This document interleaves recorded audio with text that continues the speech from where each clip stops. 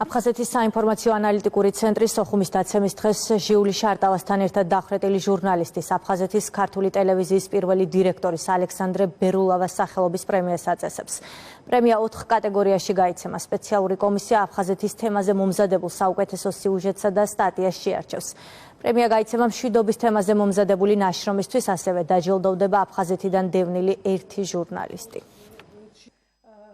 ჩვენ ვაწესებთ ალექსანდრე საშა ბერულავას ჟურნალისტიკის ჯილდოს. ჟურნალისტიკის ჯილდო გაიცემა 4 ნომინაციაში. ნებისმიერ მსურველს შეუძლია თავისი ნამუშევარი წარმოადგინოს, რომელიც მომზადებულია მიმდინარე წლის 1 იანვრიდან 1 დეკემბრის ჩათვლით პერიოდში.